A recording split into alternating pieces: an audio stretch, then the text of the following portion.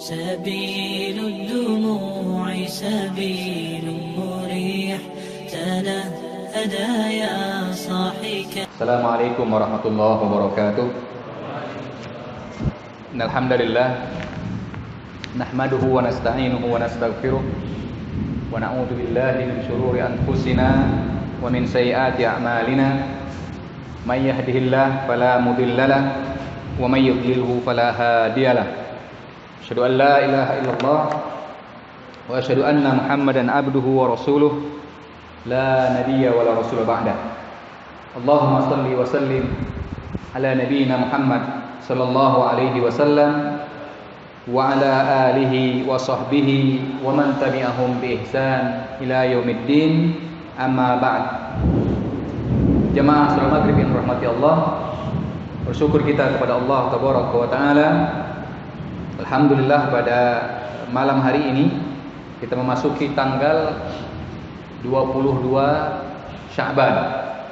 Itu artinya kita menyisakan sekitar 8 atau 7 hari lagi memasuki bulan Ramadan. Dan tentunya seperti yang telah kita sampaikan pada pertemuan yang lalu, bahwa salah satu persiapan yang perlu kita lakukan menghadapi bulan Ramadan yang mulia, agar nanti kita bisa maksimal beribadah di bulan Ramadan dan juga bisa mendapatkan predikat terbaik ketakwaan kepada Allah tabaraka wa taala, maka kita membutuhkan ilmu.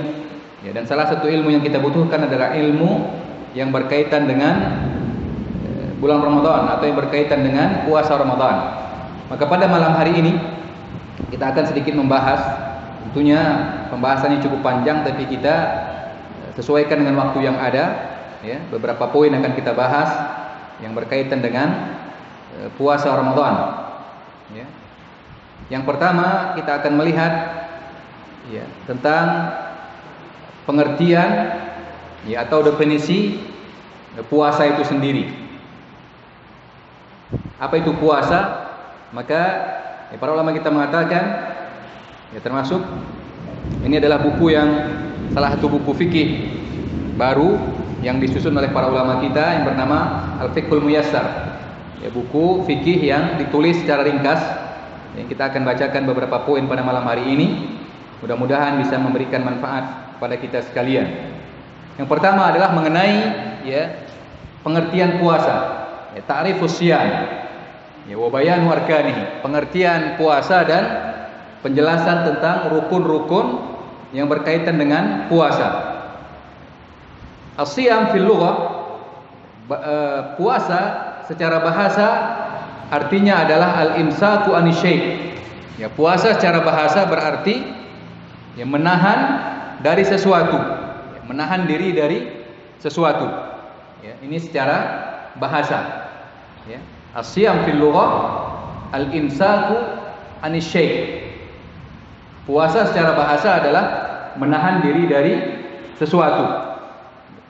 Wa fi syar'i, adapun secara syariat atau menurut syariat, karena biasanya para ulama kita kalau berbicara tentang definisi dalam Islam, maka akan disebutkan dua definisi. Yang pertama secara bahasa, yang kedua secara syariat. Dan tentunya yang menjadi pegangan adalah definisi secara syariat. Secara bahasa itu hanya diambil untuk mengetahui asal katanya. Jadi sudah kita sebutkan bahwa puasa secara bahasa adalah menahan diri dari sesuatu. Adapun secara syar'i adalah al-imsaku anil akli wasyurbi wasairul muftirat ma'an niyyah min tulu'il fajri as-shadiq ila ghurubi syamsi.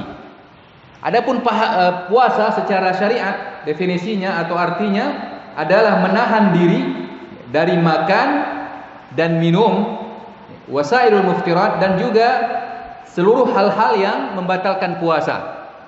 Jadi menahan diri dari makan dan minum, dan juga dari segala hal-hal yang membatalkan puasa, yang disertai dengan niat, ma'an niyah, disertai dengan niat. Jadi menahan diri dari segala sesuatu yang membatalkan puasa seperti makan, minum, ya, dan hal-hal yang membatalkan puasa yang disertai dengan niat, ya. Min tulu'il fajri as-shadiq ila ghurubi syamsi. Kapan itu dimulai? Dari mulai terbitnya fajar shadiq. Ya, dari terbitnya fajar shadiq. Karena para ulama kita menyebutkan bahwa fajar itu ada dua macam. Ya, namanya yang pertama fajar kadzib, yang kedua fajar shadiq. Ya, seperti yang saya sebutkan pada pertemuan yang lalu, maka kalau ada dalam kebiasaan kita yang memakai dua azan, maka itu dimulai dari azan yang kedua. Dari azan yang kedua. Ya. Jadi fajar shadiq ini adalah tanda masuknya waktu sholat subuh. Nah, kalau kita mau lihat itu secara umum kata para ulama membedakan fajar shadiq sama fajar kadzib. Fajar kadzib ini artinya fajar yang bohong. Ya, kalau shadiq berarti fajar yang betul-betul fajar. Ya, kalau fajar shadiq itu, fajar kadzib itu biasanya dia memanjang. Ya, terangnya memanjang begini. Ya. Itu tentunya bisa kita lihat di tempat-tempat yang terbuka, ya. Itu biasanya seperti itu. Kalau yang sudah pernah melakukan observasi akan terlihat, ya, biasanya setengah jam sebelum datangnya fajar shadiq itu, ya, akan tampil dia terang, dia memanjang vertikal, ya, vertikal seperti ini. Tetapi biasanya setelah itu gelap lagi. Setelah itu gelap lagi. Maka dikatakan fajar kadzib. Ya, kelihatannya seperti fajar mau menyingsing, tapi setelah itu gelap lagi. Ya. Tapi kalau fajar shadiq tidak, dia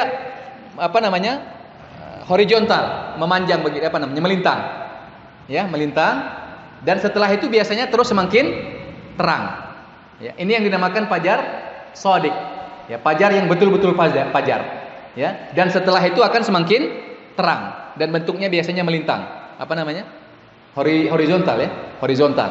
Ya, kalau yang kadzib itu vertikal begini. Ya, biasanya kalau yang kadzib itu setelah terbit dia akan gelap lagi. Ya, tapi kalau kadzib dia horizontal, setelah terbit semakin terang.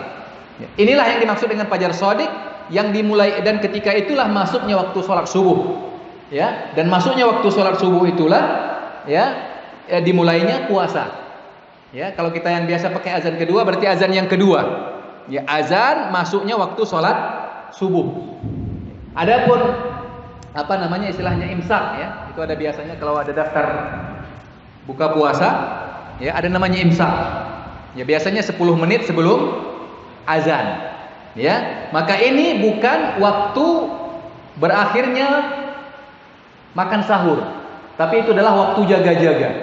Waktu jaga-jaga. Artinya ketika misalnya subuh jam berapa? 5.15 umpamanya. Ya, biasanya imsak itu jam 5:05. Ya, maka ketika jam 5:05 itu kita masih boleh makan, masih boleh minum. Kapan tidak boleh lagi? Ketika masuk azan, masuk waktu sholat subuh. Ya, ini belakangan ini diadakan pertemuan di Jakarta kalau saya tidak salah. Ya, termasuk pihak Kemenak mengeluarkan jadwal imsak. Ya, maka sebagian ustaz menasehatin untuk memberi catatan bahwa imsak itu bukan waktu, ya, dimulainya puasa atau waktu berakhirnya boleh makan minum, tapi itu adalah waktu jaga-jaga. Ya, karena memang kalau para ulama kita menyebutkan dimulai kapan? Dimulai dari puasa itu dimulai terbitnya fajar shadiq, ya, ila ghurubi syamsi, sampai dengan terbenamnya matahari.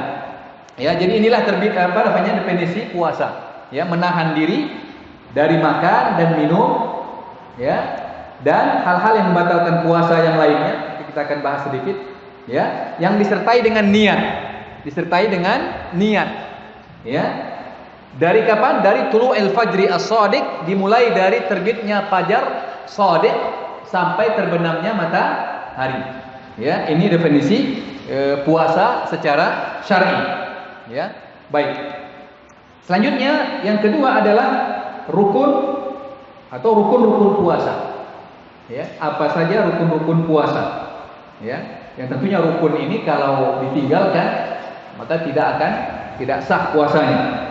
Ya, maka ya, para ulama kita menyebutkan wa min khilal ta'rif as-siyam fil istilah yaqtadi anna lahu ruknaini asasain. Ya, setelah kita melihat definisi puasa tadi, maka kita akan mengetahui bahwa puasa itu memiliki dua rukun. Ya, dua rukun. Yang pertama, apa itu dua rukun puasa tersebut? Yang pertama al-imsaku anil muftirat min tulu'il fajri ila ghurubi syams. Rukun yang pertama dari puasa itu adalah menahan diri dari segala yang membatalkan puasa. Ya. Dimulai dari terbitnya fajar sampai terbenamnya matahari. Ya, ini rukun puasa yang pertama. Ya, menahan diri dari segala yang membatalkan puasa, ya, dari terbitnya fajar sampai terbenamnya matahari. Ya. Yang hal ini ya, sebagaimana ya, disebutkan Allah Tabaraka wa taala dalam surah Al-Baqarah. Ya, surah Al-Baqarah ayat 187. Ya. Allah Tabaraka wa taala mengatakan, "Fal ana bashiruhunna wabtaghu ma kataballahu lakum wa kulu washrabu hatta yatabayyana lakumul khaytul abyadu minal khaytil aswadi minal fajr thumma atimmus siyama ilal lail." Allah Tabaraka wa taala berfirman dalam surah Al-Baqarah ayat 187, ya. Maka sekarang fal'an bashiruhunna, sekarang campurilah mereka. Ini perintah bolehnya bagi suami istri untuk kembali bercampur ketika telah berbuka puasa. Ya, wabtaghu ma kataballahu lakum, dan carilah apa yang telah Allah tetapkan bagi kalian. Selanjutnya kata Allah, wa kulu washrabu hatta yatabayyana lakumul khaytul abyadu minal khaytil aswadi minal fajr. Makan dan minumlah hingga jelas bagi kalian perbedaan antara benang putih dan benang hitam, ya, yaitu fajar. Selanjutnya kata Allah, kemudian sempurnakanlah puasa sampai datangnya malam hari. Ya, ini yang menjadi dalil jadikan dalil oleh para ulama bahwa puasa tersebut dimulai dari terbitnya fajar sampai terbenamnya matahari. Ya. Kapan itu? Wa kulu washrabu, kata Allah, makan dan minumlah kalian sampai jelas bagi kalian antara benang putih dan benang hitam. Ya, dari fajar. Tapi yang dimaksud di sini adalah fajar. Ya, berarti ini waktu awalnya. Jadi kita boleh makan dan minum ya sampai terbitnya fajar. Ini kisah ini, kalau ayat ini ada ceritanya ini sedikit. Ya, dulu para sahabat ya, memahaminya tidak seperti ini. Jadi kata Allah, makan dan minumlah kalian sampai jelas bagi kalian perbedaan antara benang putih dan benang hitam. Ya, jadi sebagian sahabat memahaminya sangat polos sekali memang. Ya, ada sebagian sahabat memahaminya bagaimana? Ya, dia ikat benang hitam di kakinya dan benang putih. Ya, terus dia lihat, kalau udah malam dia lihat. Ya. Udah jelas enggak ini bedanya? Hitam sama putih. Tapi dia bilang mengatakan kok tetap enggak jelas-jelas ini. Jadi kapan mulai puasanya? Ya, maka Allah pun menjelaskan, Rasulullah pun menjelaskan yang dimaksud jelas antara benang hitam dan benang putih adalah ya benang hitam itu adalah malam dan benang putih itu adalah waktu pagi. Ya, minal fajar, makanya maksudnya adalah fajar, dan dimulai itulah ya puasa dimulai. Ya, dari mulai terbitnya fajar. Ya. Selanjutnya kata Allah, "Tsumma atimus syiyama ilal lail." Ya, selanjutnya sempurnakanlah puasa sampai malam. Ya, malam ini adalah sampai terbenamnya matahari. Ya. Maka Al-Baqarah 187 ini menjelaskan batasan puasa. Ya, dimulai dari terbitnya fajar dan sampai terbenamnya matahari. Ya, baik, ini rukun yang pertama. Ya, rukun pertama dari puasa adalah menahan diri dari hal-hal yang membatalkan puasa, ya, dari terbitnya fajar sampai terbenamnya matahari. Jelas nggak suaranya? Jelas ya. Baik. Baik, ini rukun yang pertama. Ya, kita sebutkan tadi bahwa puasa itu memiliki dua rukun. Dan rukun yang kedua, ya, rukun kedua adalah ya, an-niyah. Rukun kedua adalah an-niyah. Ya, rukun kedua adalah niat. Ya. Bi an yaqsuda as-sha'im bi hadzal imsak 'anil muftirat ya ibadatullahi azza wa jalla. Apa yang maksud dengan niat? Yaitu hendaknya orang yang mau berpuasa ya, bahwa dia berniat ketika dia menahan diri dari hal-hal yang membatalkan puasa tersebut adalah dalam rangka beribadah kepada Allah Tabaraka wa taala. Ya.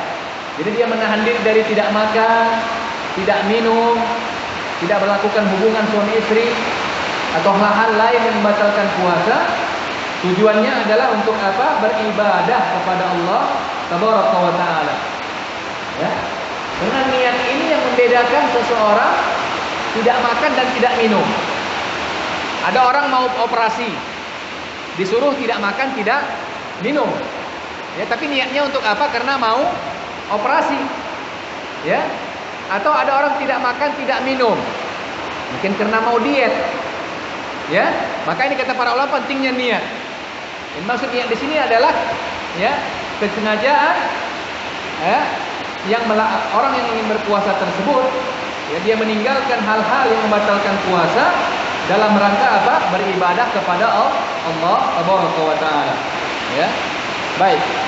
Ini rukun yang kedua. Yang pertama tadi meninggalkan hal-hal yang membatalkan puasa dari terbit fajar sampai terbenam matahari.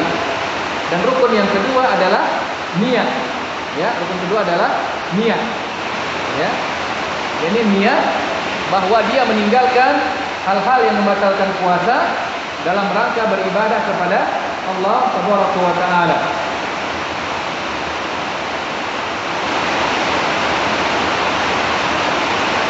Dan ini kata para ulama kita yang menjadi dalil diwajibkannya niat adalah perkataan atau hadis Rasulullah SAW. Rasulullah mengatakan, innamal a'malu binniyat. Sesungguhnya amalan-amalan itu sangat tergantung dengan niatnya. Ya, wa innama likulli imri'in ma nawa. Dan setiap orang itu akan mendapatkan balasan sesuai dengan niatnya. Ya. Jadi dia tidak makan, tidak minum, niatnya adalah untuk melakukan ibadah kepada Allah, bukan yang lain. Ya, bukan yang lain. Jadi jelas ini dua rukunnya. Yang pertama meninggalkan hal-hal yang membatalkan puasa dari terbit fajar sampai terbenam matahari, dan yang kedua adalah niat. Yang kedua adalah niat. Dan mengenai niat ini, para ulama kita membicarakan bahwa niat itu adalah pekerjaan hati. Ya, bukan pekerjaan lisan. Ya, maka tidak ada lafaz khusus ya untuk berniat. Jadi niat itu cukup dalam hati. Niatkan dalam hati bahwa besok, makanya kalau malam ini Ramadan, ya bahwa besok kita ingin berpuasa. Ya, tanpa harus melafazkannya. Ya, karena niat itu pekerjaan hati dan bukan pekerjaan lisan. Ya. Yang kedua, niat ini harus dimulai dari malam hari. Ya, harus dimulai dari malam hari. Seperti kata Rasulullah sallallahu, "Man lam yubayyitun niyyah, ya, fala siyama lahu." Atau kama qala alaihi wasallam. Siapa yang tidak memulai niatnya pada malam hari, maka tidak ada puasa baginya. Terutama ini yang berkaitan dengan puasa wajib. Dan termasuk puasa wajib adalah puasa Ramadan. Ya. Jadi niat ini harus diniatkan pada malam hari. Malam hari itu kapan? Semenjak terbenamnya matahari sampai sebelum terbitnya fajar. Ya. Jadi kalau kita sudah berniat, misalnya besok puasa. Malam ini sudah kita berniat, besok saya berniat ingin puasa Ramadan, cukup. Ya. Atau sampai dengan tidur dia belum berniat, terbangun waktu sahur, berniat waktu sahur bahwa dia akan puasa Ramadan. Ya. Dan puasa wajib termasuk di puasa Ramadan, kata para ulama kita, sebagaimana dikatakan Rasulullah, ya niatnya harus dimulai dari malam hari. Ya. Kalau malam harinya tidak berniat, ya, tiba-tiba besok paginya saya mau puasa Ramadan, tidak sah puasanya. Ya, kecuali puasa sunnah. Kalau puasa sunnah boleh. Ya, puasa sunnah boleh selama kita belum makan dan minum. Ya, belum makan dan minum. Umpamanya, ya ini sering dilakukan Rasulullah ya keluar rumah, belum makan, belum minum, pulang ke rumah nanti tanya sama istrinya, ada nggak makanan di rumah? Nggak ada. Oh, kalau gitu saya puasa. Itu puasa sunnah. Ya, boleh. Siangnya atau paginya kita niat boleh. Tapi kalau puasa wajib tidak. Puasa wajib niatnya harus dimulai dari malam hari. Ya. Dan para ulama kita mengatakan, apakah niatnya harus tiap malam atau cukup satu kali niat? Ya, karena kan puasa Ramadan 30 hari ini atau 29. Ya. apakah cukup niatnya pada malam pertama Ramadan atau tiap hari, tiap malam? Ya, karena kan ibadahnya beda-beda. Hari pertama buka, besok hari kedua beda lagi. Ya, maka kata para ulama kita, pada dasarnya niatnya cukup sekali untuk 1 bulan Ramadan. Tapi yang lebih baik adalah dia setiap malam memperbaharui niatnya. Ya, ini pendapat yang mengumpulkan beberapa pendapat yang ada. Ya, jadi pada dasarnya kata para ulama, niat kita itu cukup sekali untuk 1 bulan Ramadan, tapi yang lebih baik adalah kita memperbaiki atau memperbarui setiap malam. Ya, jadi malam pertama niat, malam kedua niat lagi. Ya, malam ketiga niat lagi. Ya, seperti itu. Ya, dan juga para ulama kita mengatakan bahwa niat itu ya dicukupkan ya, atau diwujudkan dengan kita bangun untuk makan sahur. Ya, seseorang yang bangun untuk makan sahur, itu para ulama menyebutkan itu merupakan bentuk ya yang terkuat bahwa dia berniat untuk puasa. Ya, baik. Ini mengenai rukun puasa ya, rukun puasa. Ya, ada 2 kita sebutkan tadi. Ya, selanjutnya kita ingin melihat ya bagaimana hukumnya puasa Ramadan. Bagaimana hukumnya puasa Ramadan? Ya, tentunya ya, seperti yang telah kita ketahui bahwa puasa Ramadan ini adalah hukumnya wajib.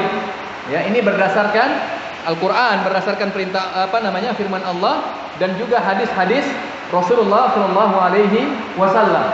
Ya, dan juga ijma para sahabat bahwa puasa itu adalah wajib. Ya, ini puasa Ramadan ya. Puasa Ramadan itu adalah wajib. Ya, dan bahkan para ulama kita mengatakan sungguh umat Islam telah berijma ya atas diwajibkannya puasa Ramadan. Ya, jadi ini ijma. Apa arti ijma? Kesepakatan para ulama ya bahwa puasa Ramadan itu adalah wajib ya, bahwa bahkan ia termasuk salah satu rukun Islam yang wajib diketahui dalam Islam secara pasti. Dan barang siapa yang mengingkarinya maka dia kafir ya, yaitu murtad dari Islam. Siapa yang mengingkari wajibnya puasa Ramadan ya, maka dia telah kafir, murtad dari Islam. Ya, karena ini ijma para ulama. Ya, dia mengingkari, ada orang mengatakan tidak ada wajib puasa Ramadan. Ya, maka para ulama mengatakan orang seperti ini kalau memang dia sudah mengetahuinya maka dia telah kafir. Karena para ulama telah sepakat berdasarkan Al-Quran dan hadis bahwa puasa Ramadan itu wajib.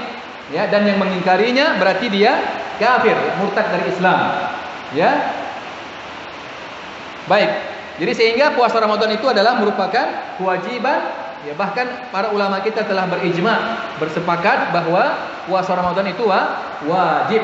Ya, kalau ada orang yang mengingkarinya, maka ya, para ulama kita mengatakan orang seperti ini bisa dikatakan kafir karena menyelisihi Al-Quran dan menyelisihi hadis Rasulullah Shallallahu Alaihi Wasallam. Ya, baik. Kita agak cepat sedikit. Ya, selanjutnya keutamaan puasa Ramadan. Ya, keutamaan puasa Ramadan. Yang pertama, keutamaan ini bisa kita lihat ya, bagaimana perkataan Rasulullah SAW, ya, sabda Rasulullah SAW. Apa kata Rasulullah SAW? Man qama lailatul qadri imanan wa ihtisaba ghufira lahu ma taqaddama min dzambi.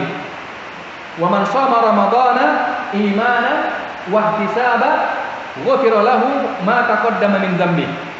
Jadi kata Rasulullah, siapa yang melaksanakan sholat malam ya pada malam Lailatul Qadar karena dasar keimanan dan mengharapkan pahala dari Allah Tabaraka wa Taala, maka Allah akan mengampuni dosa-dosanya yang telah lalu. Juga selanjutnya kata Rasulullah, siapa yang berpuasa, ini puasa Ramadan ya, karena keimanan dan mengharapkan pahala dari Allah Tabaraka wa Taala, maka Allah akan mengampuni dosanya yang telah lalu. Ya, jadi ini salah satu keutamaan puasa Ramadan.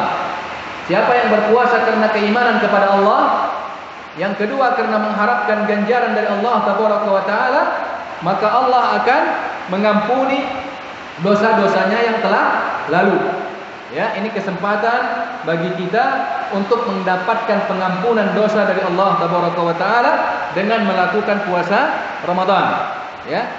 Selanjutnya juga kata Rasulullah SAW, as-salawatul khams wal jum'ah ilal jum'ah wa Ramadan ila Ramadan mukaffiratun lima bainahunna idza ijtuniba al-kaba'ir. Kata Rasulullah, salat 5 waktu, ini satu salat ke salat yang lain, ya. Salat satu Jumat ke Jumat berikutnya dan Ramadan ke Ramadan berikutnya, ya adalah pelebur dosa di antaranya. Ya, jadi Ramadan yang lalu dengan Ramadan yang datang ini, kalau kita berpuasa karena keimanan kepada Allah pada tahun lalu, dan tahun ini juga kita berpuasa karena keimanan dan mengharapkan pahala dari Allah Tabaraka wa taala, maka Ramadan yang datang ini akan melebur dosa-dosa, ya, yang pernah kita lakukan sebelumnya. Ya, ini kata Rasulullah, izattunibal kabair, selama dia, ya, meninggalkan atau menghindari dosa-dosa besar. Ya, maka ini keutamaan atau di antara keutamaan puasa Ramadan, yaitu mengampuni atau menghapus dosa-dosa yang telah lalu. Ya, ini di antara hikmah dari puasa Ramadan. Ya, meskipun nanti banyak yang lain. Seperti kata Rasulullah juga bahwa setiap bulan Ramadan Allah memberikan kesempatan kepada para hambanya untuk mendapat status dibebaskan dari api neraka. Ya, untuk mendapat status dibebaskan dari api neraka. Ya, maka maksimallah kita dalam berpuasa, isilah dengan ketaatan kepada Allah, tinggalkan kemaksiatan agar Allah mengampuni dosa-dosa kita yang telah lalu. Baik, kita masuk ke poin selanjutnya. Apa hikmah disyariatkannya puasa Ramadan? Ya, apa hikmahnya? Ya, kenapa Allah mewajibkan atau mensyariatkan puasa Ramadan? Ya. Para ulama kita menyebutkan minimal ada 3 hikmah. Ya, ada 3 hikmah dari disyariatkannya puasa Ramadan. Yang pertama, menyucikan jiwa. Ya, menyucikan jiwa, membersihkan jiwa kita ini. Ya, membersihkan dan membasuhnya dari sifat-sifat buruk dan akhlak-akhlak tercela. Karena puasa mempersempit jalan syaitan pada tubuh manusia. Ya, ini yang pertama.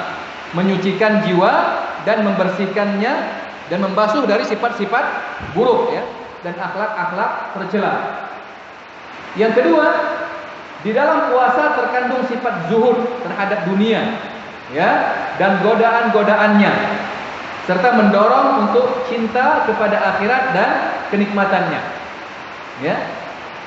Terkandung sikap zuhud, mengajarkan kita untuk apa? Zuhud. Ya, zuhud itu adalah apa? Mengutamakan dunia, mengutamakan akhirat dibanding dunia. Bagaimana tidak orang yang berpuasa, ya, rela meninggalkan makanan, rela meninggalkan minuman, rela meninggalkan hal-hal yang halal yang dilarang ketika berpuasa, demi apa? Demi untuk memenuhi perintah Allah Tabaraka wa taala. Ya. Jadi sehingga makanan yang begitu lezat dia tinggalkan ketika berpuasa itu. Kenapa? Karena lebih mengutamakan perintah Allah Tabaraka wa taala. Ya, ini yang kedua. Ya, tadi yang pertama menyucikan jiwa, yang kedua, ya, mengajarkan sikap zuhud, yang ketiga menggugah sifat empati. Ya, empati kepada, ya, fakir miskin. Ada istilahnya simpati. Kalau simpati ini berarti kita merasakan apa yang dirasakan seseorang menurut versi kita. Ya, lihat orang nggak makan, kita makan, kasihan dia. Ini namanya simpati. Ya, berpartisipasi terhadap penderitaan orang, tapi menurut versi kita. Ya, kita makan kenyang, lihat orang nggak makan, kasihan. Tapi kasihannya kita dalam keadaan kenyang. Ya, itu namanya simpati. Kalau empati enggak, berpartisipasi atau, ya, merasa kasihan terhadap orang yang miskin sama sesuai dengan yang dia rasakan. Ketika dia tidak makan dan kita kondisi tidak makan, itu namanya simpati. Empati. Orang yang berpuasa dia tidak makan, maka dia tahu bagaimana rasanya lapar. Ya, ini namanya empati lebih dalam. Dan ini yang diharapkan dalam Islam. Ya, kita kasihan kepada orang miskin, mengikuti sesuai dengan kondisinya. Ketika kita puasa, sama kondisi kita seperti orang miskin. Ya, dan ini akan mengajarkan kita ya untuk peduli kepada orang miskin. Ya, yang kadang-kadang ya kita ini kalau dalam kondisi kenyang terus, ya tidak pernah merasakan lapar, kadang-kadang cenderung ya makanan itu tidak kita anggap nikmat. Tapi begitu kita puasa akan terasa ternyata air putih itu masya Allah. Ya kadang-kadang air di keran pun rasanya sudah seperti es campur lihatnya. Ya ketika kita haus, ya nasi putih ketika lapar kayaknya nikmat sekali. Ya ini salah satu hikmah perintahkan kita untuk berpuasa agar menggugah sifat empati kepada fakir miskin. Maka nanti ketika datang perintah kasih makan orang miskin, tahu kita, oh begitu rasanya lapar, ya. Bantu orang miskin, oh begitu rasanya, ya, kehausan, begitu rasanya beberapa hari tidak makan atau kelaparan, ya, maka akan menggugah sifat kita untuk mau membantu, ya, sesama saudara kita terutama yang miskin. Baik, kita masuk sedikit lagi, ya, ini mengenai ya syarat wajib puasa, ya, syarat wajib puasa Ramadan. Para ulama kita menyebutkan ada 6, ya, ada 6 syarat wajib ya puasa Ramadan, ya. Yang pertama Islam. Ya, tentunya orang kafir ya tidak wajib puasa meskipun nanti dia dihisab oleh Allah Tabaraka wa taala. Ya, jadi yang pertama adalah Islam. Ya. Jadi kalau ada orang kafir, ya, kemarin kita baru mensyahadatkan orang dari Siantar, alhamdulillah. Masuk Islam dia. Ya. Bagaimana tahun-tahun sebelumnya ketika dia kafir, maka tidak wajib dia ganti. Ya, karena ketika dia kafir dia tidak wajib puasa. Tapi ketika dia masuk Islam, maka dia wajib puasa, ya. Baik, jadi syarat yang pertama adalah Islam, ya. Yang kedua, baligh. Ya, baligh. Di sini insyaallah semua sudah baligh, ya. Tidak ada yang belum baligh, ya. Baik. Yang ketiga adalah berakal. Artinya tidak gila. Ya. Dan yang keempat adalah sehat. Ya, bukan sakit, dalam kondisi sehat. Ya. Yang kelima adalah bermukim. Tadi yang keempat sehat, karena orang sakit boleh tidak berpuasa. Ya, meskipun sakit yang dibenarkan atau yang membolehkan dia tidak puasa adalah sakit yang memberatkannya untuk berpuasa. Tapi kalau sakit-sakit ringan seperti hanya flu, ya, atau sakit kepala, maka tidak. Ya, tapi kalau sakit yang berat, ya, katakan apalagi kalau dia berpuasa bisa menyebabkan ya kematiannya. Atau kalau dia tetap berpuasa bisa menyebabkan sakitnya tambah parah. Ya, maka ini dibolehkan mereka tidak berpuasa, ya. Jadi yang keempat syaratnya adalah sehat. Yang kelima adalah bermukim. Ya, mukim, bukan musafir. Karena orang musafir boleh tidak berpuasa. Dan yang keenam adalah suci dari haid dan nifas. Ini untuk perempuan, ya, suci dari haid dan nifas.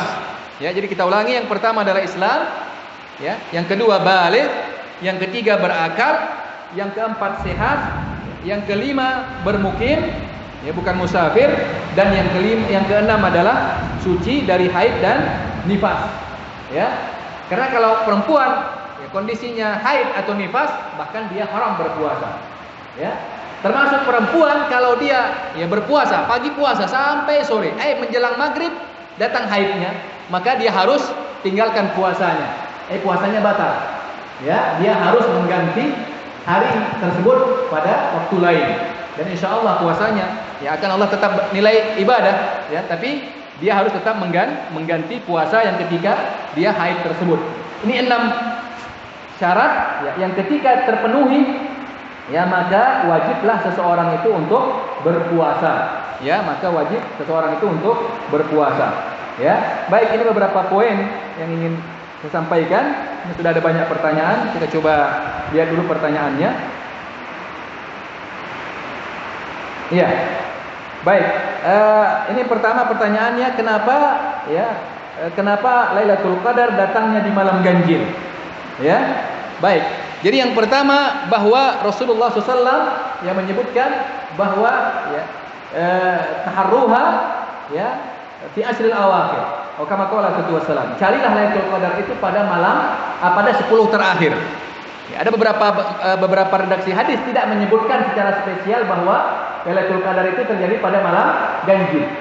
Ya, tapi bentuknya umum. Carilah dia di 10 terakhir. Ya, sehingga para ulama mengatakan bisa saja malam Lailatul Qadar itu tidak terjadi pada malam ganjil. Selanjutnya juga ada hadis-hadis yang lain yang mengatakan bahwa malam Lailatul Qadar itu terjadi pada malam-malam ganjil. Ya, pada malam-malam ganjil. Ya, 21, 23, 25, 27, 29.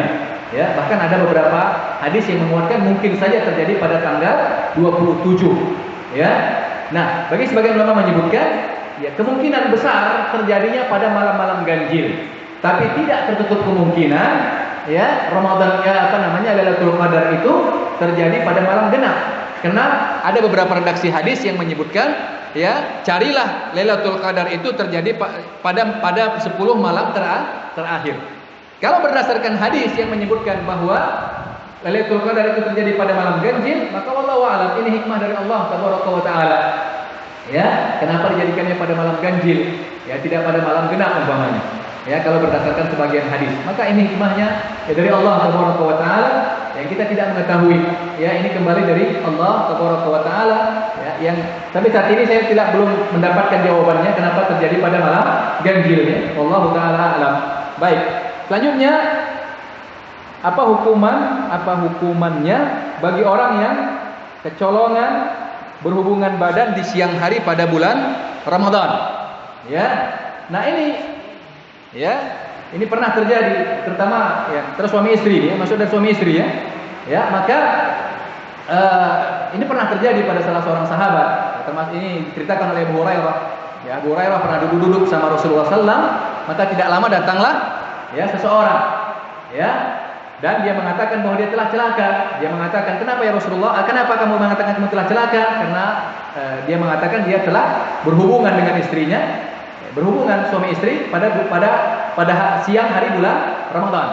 Ya, enggak apa-apa ini pertanyaannya. Ya, dalam Islam enggak masalah pertanyaan seperti ini. Ya, meskipun yang bertanya belum tentu melakukan ini kan seperti itu ya. Ini kan dalam rangka berbagi ilmu. Baik, jadi kalau ya seseorang suami istri ya melakukan hubungan suami istri pada bulan Ramadan, pada siangnya. Kalau pada malamnya tidak masalah. Ya, pada malam tidak masalah. Tapi pada siang bulan Ramadan, ya, ketika dia itu berpuasa, maka para ulama kita Rasulullah ya dalam kisah ini menyebutkan dia bertanya, ya, yang pertama, apakah kamu bisa membebaskan budak kata Rasulullah SAW? Karena itu ini dia 3 ganjaran atau hukuman yang harus yang diberikan kepada orang yang berhubungan suami istri pada siang hari bulan Ramadan. Ya, yang pertama adalah dia membebaskan budak. Ya, ini ada 3 dia pilih. Ya, yang pertama dia harus membebaskan budak. Ya, kalau tidak mampu, ya maka dia berpuasa selama 2 bulan berturut-turut. Ya. Dan yang ketiga kalau dia tidak mampu, maka dia memberi makan untuk 60 fakir miskin. Ya, maka 3 tingkatan, bukan 3 dia lakukan, tidak, 3 tingkatannya. Ya, yang pertama dia wajib membebaskan budak. Wah, ternyata sekarang Ustaz, di mana kita cari budak sekarang ini? Sulit sekali. Ya, maka kalau tidak mungkin dia membebaskan budak, ya karena keterbatasan, maka dia harus ambil yang kedua, yaitu berpuasa ya 2 bulan berturut-turut. Ya. Kalau mungkin juga dia tidak mampu karena fisiknya, ya, maka dia harus memberikan makan 60 fakir miskin. Ya, 60 fakir miskin. Ya, ini hukuman yang diberikan kepada orang yang kecolongan, ya, ini melakukan hubungan suami istri pada siang hari bulan Ramadan. Ya, jadi yang pertama membebaskan budak, kalau tidak mampu maka dia berpuasa 2 bulan berturut-turut. Yang ketiga adalah dia memberikan makan kepada 60 fakir miskin. Ya, maka dilihat yang pertama, kalau tidak mampu pertama, yang kedua. Kalau tidak mampu yang kedua, yang ketiga. Baik. Selanjutnya, apakah ketika azan subuh ya masih dibolehkan makan? Ya. Maka seperti kita sebutkan tadi bahwa puasa itu dimulai dari terbitnya fajar. Kalau azan subuh itu belum terbit fajar, maka masih boleh. Tapi kalau azan subuh itu ya betul azan yang menunjukkan sudah terbitnya fajar, maka tidak boleh lagi. Ya, maka saya katakan tadi kalau misalnya ada azan dua, azan yang pertama, ya, maka apa namanya masih boleh. Azan kedua itu yang dimulai tidak bolehnya berpuasa, tidak boleh makan minum lagi, dimulainya berpuasa. Termasuk misalnya di masjid azan. Ya, kita tahu umpamanya subuh itu jam 5.15. Tiba-tiba si muazin kecepatan azannya jam 5:05. Ya, kita tahu bahwa subuh itu adalah jam 5.15, maka masih boleh. Ya, kecuali memang kita ketahui bahwa azan itu adalah azan yang menunjukkan masuknya waktu subuh. Ya. Jadi sehingga puasa itu dimulai dari terbitnya fajar, masuknya waktu subuh sampai terbenamnya matahari. Ya, kalau azan itu ya menunjukkan dan betul bertepatan dengan waktunya ya terbitnya fajar, maka setelah itu tidak boleh lagi makan dan tidak boleh lagi minum. Semuanya harus ditinggalkan. Ya, baik. Selanjutnya saya ingin bertanya, pada saat sahur telat bangun, ternyata telah imsak. Pada saat makan masa ada nasi di mulut dan di piring, lalu terdengar suara azan. Ya, apa yang harus dilakukan? Ya, membuang yang di mulutkah, yang menelankah, atau menghabiskan yang di mulut dan yang ada di piring? Ya, ada hadis. Ya, tentunya ini kalau yang imsak ya. Kalau imsak yang seperti saya katakan tadi 10 menit, ya ini imsak yang sering dijadwal itu 10 menit sebelum waktu masuknya sholat subuh. Maka itu bukan waktu mulainya puasa, bukan. Itu waktu berjaga-jaga. Ya. Jadi waktu imsak itu boleh saja diletak, tapi harus dipahami itu adalah waktu jaga-jaga. Ya. Oh saya Ustaz, 10 menit lagi saya sudah mau ke masjid, silahkan, tidak masalah. Ya, tapi itu bukan waktu berakhirnya boleh makan minum. Ya, sekali lagi kita katakan bahwa berakhirnya atau mulainya puasa, dimulainya tidak lagi boleh makan dan minum. Ya, dan segala hal yang membatalkan puasa dimulai dari terbitnya fajar, dimulai dari masuknya waktu subuh. Ya, baik. Selanjutnya bagaimana kalau kita sedang makan, ya ternyata terdengar suara azan, ya terdengar suara azan. Ada hadis yang mengatakan, ya kalau terdengar suara azan sementara kalian masih ya ada makanan di piring, ya maka boleh dihabiskan. Ya, wallahu a'lam, sejauh yang saya ketahui bahwa hadis ini adalah hadis yang lemah, maka tidak bisa dijadikan dalil sandaran. Ya maka ketika mulai terdengar suara azan, maka berhentilah kita makan. Ya, kalau yang ada maka telanlah, setelah itu tinggalkan. Ya, yang di piring dihentikan. Ya, maka yang masih ada silahkan ditelan, selanjutnya yang di piring kita selesaikan. Ya, selesaikan, mulailah kita berpuasa. Karena dimulai itu adalah mulai masuknya waktu sholat subuh. Ya. Tapi sekali lagi pastikan bahwa itu adalah azan yang menunjukkan masuknya waktu sholat subuh. Ya, baik. Selanjutnya, apabila kita dendam atau kesal pada orang lain di bulan Ramadan, tapi kita lampiaskan pada malam hari sesudah buka, ya, apakah pahala puasa kita berkurang? Masya Allah. Ya, dendam, jadi maksudnya apa? Dipukul begitu. Ya, baik. Ini dendam maksudnya dilampiaskan bagaimana? Dipukul atau bagaimana gitu ya? Ya, tentunya yang pertama bahwa dendam itu bukan sifat baik, ya bukan sifat yang baik. Ya, seorang muslim itu diajarkan untuk menjadi pemaaf, ya untuk menjadi pemaaf.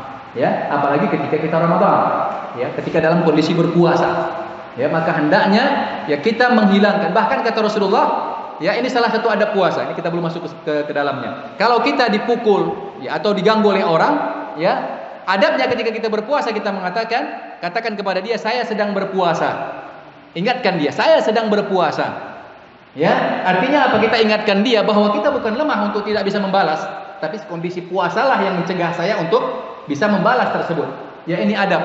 Ya, maka ya kita tidak tentunya apalagi ketika kita berpuasa, tentu dendam ini tidak boleh. Bahkan kondisi tidak berpuasa pun kita tidak boleh dendam, apalagi ketika dalam kondisi berpuasa. Ya, maka ketika ini dilakukan tentunya dapat mengurangi pahala-pahala puasa kita. Ya, karena semakin banyak hal-hal yang tidak dibolehkan kita lakukan, maka hal itu dapat mengurangi pahala puasa. Ya, selanjutnya bagaimana kalau kita lampiaskan pada malam hari? Ya, apakah puasa kita berkurang pahalanya? tentunya berbeda. Ini ketika malam hari, tapi tentu saja ini tetap tidak baik. Ya, apalagi itu masih dalam kondisi bulan Ramadan. Ya, maka maafkan dia. Ingatkan dengan cara yang baik. Ya, jangan ganggu saya lagi atau jangan pukul saya lagi. Ya, jangan pukul saya lagi atau jangan ganggu saya lagi. Ini Ramadan. Ya, tetapi ketika seseorang muslim sudah dia ingatkan dia pukul, kita boleh membela diri. Kita boleh membela diri, tapi jangan dalam rangka dendam. Tapi dalam rangka membela diri. Ya, dalam rangka membela diri. Karena seorang muslim ketika dia dipukul, ya dia punya hak untuk membela dirinya. Maka ketika puasa kita diajarkan untuk mengatakan inni shaim, saya ini sedang puasa. Itu adalah yang pertama adab kita menghargai puasa. Yang kedua ini sebagai peringatan kepada orang yang menzolimi kita. Oh, kita bukan tidak bisa membalas, tapi puasalah yang menahan saya untuk membalasnya. Ya, jadi sehingga yang terbaik adalah dia maafkan. Ya, tanpa harus dia lampiaskan dendam tersebut. Tapi kalau memang orang yang tetap mengganggu kita, ya, dan kita melihat kita memang harus membela diri. Ya, apalagi ketika dia dipukul atau pada malam Ramadan umpamanya datang pencuri masuk ke dalam rumah mengapain kita, maka kita boleh tentunya memukul dia. Ya, bahkan dalam hadis mengatakan siapa yang terbunuh karena membela hartanya maka dia syahid. Ya, tetapi kalau memang dalam rangka hanya omongan yang tidak baik, ya, maka yang terbaik adalah kita maafkan. Yang terbaik adalah kita maafkan, ya, agar kita bisa mendapatkan kesempurnaan, ya, di dalam ibadah puasa. Ya, apalagi tadi sudah puasa, seharusnya itu mendidik kita semakin baik. Ya, jadi jangan balas dendam. Oh, nanti malam saya habisin kamu. Ya, seperti orang mau buka puasa juga, minum, ini tidak baik seperti itu. Ya, karena puasa itu mengajarkan kita untuk menahan diri. Ya, maka seharusnya setelah berbuka puasa kita lebih terdidik dengan baik. Ya, baik. Selanjutnya, apakah niat doa berbuka puasa yang sesuai dalil dan doa ketika sahur? Ya, Allah Taala alam, yang saya ketahui bahwa kalau mau buka berpuasa maka baca bismillah. Ya, mau begitu bunyi azan atau bunyi sirene, ya, maka baca bismillah. Ya, maka minum beberapa teguk, makan beberapa potong kue. Ya, selanjutnya membaca zahabaz zama'u wa batallatil uruqu wa thabatal ajru insyaallah. Ya, telah hilang dahaga, ya, zahabaz zama'u wa batallatil uruqu, dan telah basahlah urat-urat nadi, ya, wa thabatal ajru insyaallah, dan insyaallah balasan atau ganjaran pahala telah Allah berikan. Ya, jadi sehingga doa ini dibaca setelah kita minum, ya, atau makan beberapa, ya, katakan minum beberapa teguk. Ya, jadi baca bismillah, ya, selanjutnya minum, ya, makan beberapa potong kue, ya, selanjutnya membaca zahabaz zama'u wa batallatil uruqu wa thabatal ajru insyaallah. Ya, adapun ketika sahur, maka doanya secara umum. Ya, doa memakan sahur baca bismillah. Ya, niatkan dalam diri bahwa ini adalah dalam rangka berpuasa Ramadan. Ya, dan ini ketika makan sahur, ya. Tapi kalau Anda mau berdoa secara umum, doa untuk kebaikan silahkan. Karena waktu sahur itu adalah waktu di antara waktu yang mustajab kita untuk berdoa. Ya. Jadi doa khusus untuk makan sahur tidak ada. Ya, Allah Taala alam, itu saya ketahui, ya. Jadi doanya secara umum, membaca bismillah, makan sahur. Ya. Baik.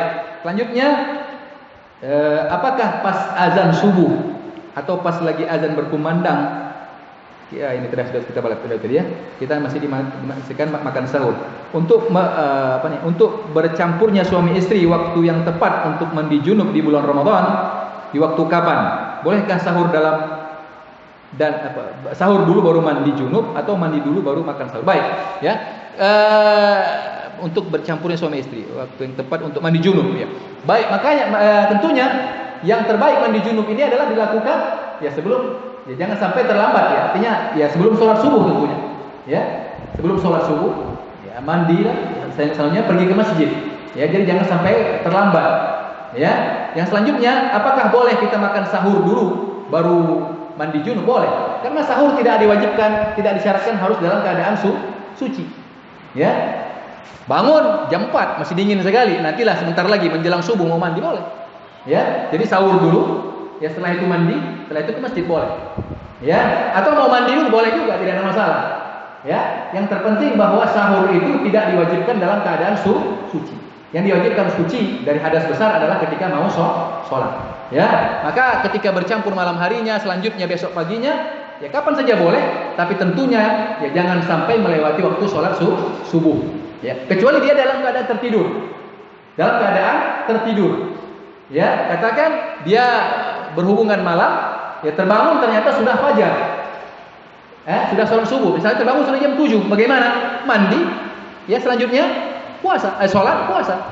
Ya, jadi tidak masalah. Tapi kalau dia bangun sebelum sahur, maka hendaknya dia mandi ya sebelum sholat. Ya, jadi waktunya bebas. Ya, terutama adalah terbaik dilakukan sebelum sholat subuh.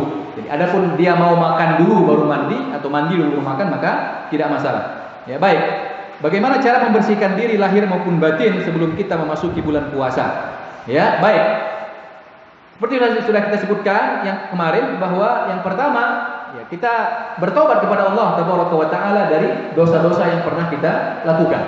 Ya, kita bertobat secara umum, ya, dari dosa-dosa yang pernah kita lakukan. Maka taubat itu, kata para ulama kita, memiliki 3 hal. 3 hal kalau ini berhubungan dengan Allah Tabaraka wa Ta'ala. Yang pertama, menyesali dosa-dosa yang pernah kita lakukan pada masa lalu. Katakan dulu tidak sholat atau sering tinggal sholat. Kita sesali bahwa itu ya pernah kita lakukan. Ya, yang kedua, meninggalkan dosa-dosa tersebut pada saat sekarang ini. Kalau dulu tidak sholat, dulu sering-sering terlambat, sekarang jangan lagi tidak sholat, sekarang sholat. Ya, sekarang datanglah ke masjid, jangan terlambat lagi. Nah, yang ketiga, bertekad untuk tidak mengulangi dosa tersebut lagi. Ya, jadi bertekad dengan tekad yang kuat bahwa saya tidak akan mengulangi dosa-dosa saya yang telah lalu. Ya, ini kalau berhubungan dengan Allah Tabaraka wa Ta'ala. Ya, kalau berhubungan dengan manusia, maka ditambah dengan 1. Ya, macam jadi 4. Kalau berhubungan dengan Allah dari 3. Ya, menyesali dosa-dosa yang telah lalu. Yang kedua, meninggalkan dosa-dosa yang telah lalu. Yang ketiga adalah bertekad untuk tidak mengulanginya lagi. Kalau berhubungan dengan manusia, maka ditambah dengan 4. Ya, ditambah di 1 lagi, menjadi 4. Apa itu? Kalau itu berupa kezoliman, kita pernah memukul teman kita, ya, pernah menyakitinya, maka minta maaf kepada dia. Ya, karena menjelang bulan Ramadan ini pada dasarnya tidak ada ya momen khusus minta maaf itu. Tapi kalau kita merasa bahwa kita pernah menzolimi tetangga dan segala macam, minta maaf kepada dia. Ya, datang minta maaf, saya pernah menzolimi Anda, minta maaf. Ya. Kalau dia berhubungan dengan kita pernah mengambil barangnya, maka harus kembalikan. Ya, oh dulu pernah saya ambil umpamanya makanan dia. Ya, maka tidak cukup ya Allah saya bertobat kepada Engkau. Tidak, tadi harus kita kembalikan itu. Atau pernah mengambil sendal kawan umpamanya. Ya, tidak cukup ya Allah saya bertobat, tapi sendalnya dikembalikan, enggak. Karena berhubungan dengan manusia, Allah serahkan kepada manusia. Ya, minta ya kita bertobat kepada Allah tapi juga kembalikan haknya. Termasuk ini berhubungan dengan hutang. Ya, kalau kita pernah punya hutang sama teman, ya jangan ya Allah saya bertobat kepadamu tidak mau hutang lagi. Ya, bukakan hatinya supaya dia menerima menyelesaikan hutang. Anda bisa. Ya, Anda harus minta maaf. Harus bayar hutangnya. Kalau Anda belum bisa bayar, datangi dia. Bilang saya belum bisa bayar, berikan saya waktu kamu. Ya, tapi kalau Anda punya kemampuan untuk membayar, maka Anda tidak boleh seperti itu. Anda harus membayarnya. Jadi yang pertama bertaubat. Ya, bertaubat kepada Allah Tabaraka wa Ta'ala. Ya, ini cara kita membersihkan jiwa kita.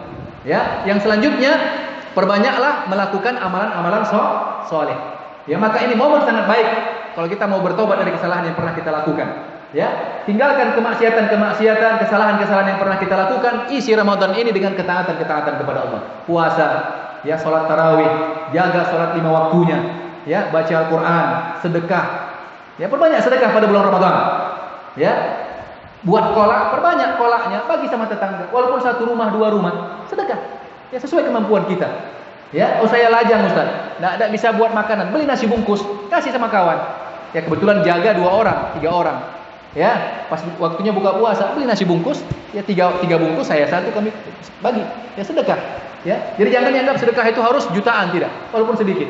Ya, jadi dengan ini, ya, bertobat dari kesalahan yang telah lalu, ditambahi dengan amalan-amalan yang amalan baik dilakukan, ya, diiringi terus seperti ini, ya, maka insya Allah kita akan bisa membersihkan diri kita. Ya, baik. Menjelaskan pertanyaan kemarin tentang pembayaran fidyah bagi wanita menyusui. Pertanyaannya yang belum dibahas. Wanita yang setelah nifas apabila 1 bulan penuh haruskah membayar fidyah? Dan apabila sudah membayar fidyah haruskah membayar puasa? Ya, maksudnya wanita yang haid dan nifas Nifas ini kalau karena kalau karena menyusui, ya hamil dan menyusui, ya maka dia meninggalkannya karena hamil dan menyusui, maka ini pendapat ulama. Ada 5 pendapat ulama. Ya, ada 5 pendapat ulama. Tapi secara ringkas saya lebih cenderung kepada pendapatnya Ibnu Abbas dan Ibnu Umar yang mengatakan bahwa orang hamil dan menyusui dia boleh tidak berpuasa dan cukup membayar fidyah. Meskipun ada nanti ulama yang mengatakan dia harus qadha saja, ganti puasanya saja. Yang kedua ada yang mengatakan dia qadha dan bayar fidyah. Ya, tapi saya lebih cenderung kepada pendapat Ibnu Abbas yang mengatakan bahwa orang yang hamil dan menyusui sama kedudukannya seperti orang tua renta dan orang yang sakit tapi tidak diharapkan kesembuhannya. Ya, jadi cukup bagi dia membayar fidyah. Ya, membayar fidyah, dan fidyah itu bisa dalam bentuk memberi makan orang miskin. Ya, makanan siap saji diberikan ya selama bulan Ramadan. Ya, selama sejumlah hari yang dia tinggalkan.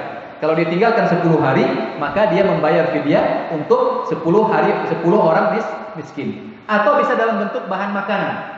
Ya, bahan makanan pokok seperti kita beras. Ya, maka para ulama menyebutkan kalau membayarnya dalam bentuk makanan pokok, maka dia sebesar setengah sok. Ya, 1 sok itu sekitar 2,5 kilo. Maka setengah sok itu adalah sekitar 1,4 kilo. Ya, atau ada yang mengatakan 1,5 kilo. Ya, maka kalau dia tidak fidyah itu bisa dalam bentuk ya memberi makan orang miskin dalam porsi yang mengenyangkan, atau diberi makanan pokok itu beras. Ya, berarti beras sekitar 1,4 kilo ya sampai 1,5 kilo. Maka dihitung berapa hari misalnya 10 hari, maka dikalikan 10 hari dikali 1,4 kilo atau 1,5 kilo. Ya, kalau kita katakan 1,5 kilo dikali 10 hari berarti 15 kilo. 1 karung ya, 1 karung 15 kilo.